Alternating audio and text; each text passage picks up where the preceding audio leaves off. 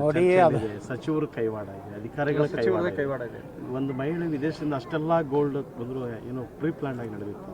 ಅದು ದೊಡ್ಡ ಜಾಲನೇ ಇದೆ. ಅದರಲ್ಲಿ ರಾಜಕಾರಣಿಗಳು, ಮಂತ್ರಿಗಳು, ಪೊಲೀಸ್ ಅಧಿಕಾರಿಗಳು ಆ ಹೆಣ್ಮಗಳಿಗೆ ಪೊಲೀಸ್ ಸೆಕ್ಯೂರಿಟಿ ಕೊಡ್ತಿದ್ರು, ಆ ಹೆಣ್ಮಗಳಿಗೆ ನಮ್ಮ ಪ್ರೋಟೋಕಾಲ್ ಮೇಂಟೈನ್ ಮಾಡ್ತಿದ್ರು. ಅಂದ್ರೆ ಇದು ದೊಡ್ಡದಾದಂಥ ಜಾಲ ಇದೆ. ಇದು ಈ ರಾಜ್ಯದ ನಮ್ಮ ಗೃಹ ಮಂತ್ರಿಗಳು, ಈ ರಾಜ್ಯ ಸರ್ಕಾರದಿಂದ ನ್ಯಾಯ ಸಿಗುವುದಿಲ್ಲ. ಇದು CBI ಕೊಡಬೇಕು. ಅದರಲ್ಲಿ ರಾಜಕಾರಣಿಗಳಾಗಲಿ ಅಧಿಕಾರಿಗಳಾಗಲಿ ಅವರೆಲ್ಲ ಕಠಿಣ ಶಿಕ್ಷೆ ಆಗಬೇಕು. ಯಾಕಂದರೆ ಬಂಗಾರ ಕಳ್ಳ ಸಾಗಾಣಿಕೆ ಮಾಡುವಂಥದ್ದು ವಿದೇಶದಿಂದ ಬಂಗಾರ ಎಲ್ಲೆಲ್ಲಿ ಇಟ್ಕೊಂಡು ತೊಗೊಂಡು ಬಂದಾರೋ, ಎಲ್ಲೆಲ್ಲಿ ಮನುಷ್ಯನಿಗೆ ತೂತದೋ ಅಲ್ಲೆಲ್ಲ ಇಟ್ಕೊಂಡು ತೊಗೊಂಡು ಬಂದಾರೆ. ಏನು ರೀ ಅದಕ್ಕೆ ಅವೆಲ್ಲ ತೂತು ಬಂದ ಆಗಬೇಕಾದ್ರೆ ಇದು CBI ತನಿಖೆ ಕೊಡಬೇಕು. ದೇಶದ ಆದಾಯಕ್ಕೆ ಮತ್ತು ಬೆಳವಣಿಗೆ ನಿಶ್ಚಿತವಾಗಿ ನಾವು ನೋಡಿರಿ, ಫಾರಿನ್ ಎಕ್ಸ್ಚೇಂಜು ದುಬೈದಲ್ಲೇನೋ ಒಂದು ತೊಲಿಗೇನೋ ಒಂದು 10,000 ಎಷ್ಟು ಕಡಿಮೆ ಇದೆ ಅಂತ ಹೇಳ್ತಾರೆ, ನಮಗೂ ಗೊತ್ತಿಲ್ಲ.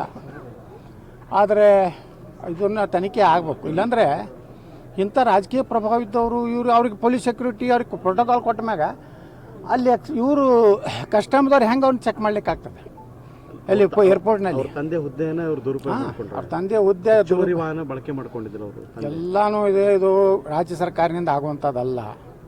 ಇದು ನೇರವಾಗಿ ರಾಜ್ಯ ಸರ್ಕಾರದ ಸಚಿವರು ಇರೋದ್ರಿಂದ, ಉನ್ನತ ಪೊಲೀಸ್ ಅಧಿಕಾರಿಗಳಿರೋದ್ರಿಂದ ಇದು CBI ತನಿಖೆ ಆಗಬೇಕು. ಈಗಾಗಲೇ ED ಪ್ರವೇಶ ಮಾಡಿದೆ.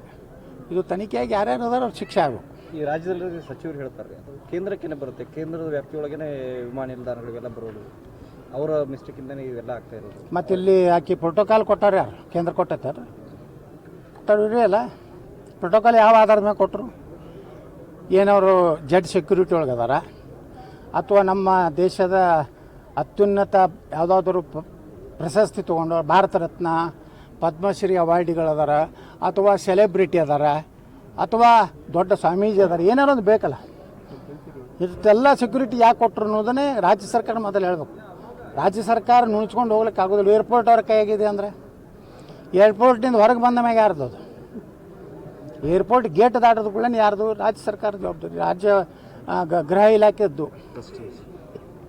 ಕಸ್ಟಮ್ ಎಲ್ಲ ಕೇಂದ್ರದ ಕಸ್ಟಮ್ ನೋಡ್ರಿ. ಅದೇ ಈಗ ಅವರು ಏನೋ ಕೇಂದ್ರದ ಜವಾಬ್ದಾರಿ ಐತೆ, ಅವ್ರನ್ನ ಬಿಡ್ರಿ ಅನ್ನೋದಿಲ್ಲ. ಅಲ್ಲಿರುವಂಥ ಅಧಿಕಾರಿಗಳ್ನು ಅವ್ರ ಮ್ಯಾಗೂ ಕ್ರಮ ತಗೋರಿ. ಯಾರು ತಪ್ಪು ಮಾಡ್ಯಾವ್ರು, ಕೇಂದ್ರದವ್ರು ರಾಜ್ಯದವ್ರು ಇರಲಿ, ಅದ್ರಾಗೇನು ತಾರತಮ್ಯ ಇಲ್ಲ. ತನಿಖೆ ಎಲ್ಲರ ಮ್ಯಾಗ ಹಾಕಬೇಕು. ಯಾರು ಕೇಂದ್ರದ ಅಧಿಕಾರಿಗಳು ಅದಾರ, ಕಸ್ಟಮ್ದವ್ರು ಅವರು ತಪ್ಪೇ ಇಲ್ಲ. ಅವ್ರ ಎಷ್ಟು ಬಂಗಾರ ಬರುತ್ತಾನೆ ಬಿಟ್ಟರೆ ಹೆಂಗತ್ತೆ. ಹಾವೇರಿಯಲ್ಲಿ ಮತ್ತೊಂದು ಹಿಂದೂ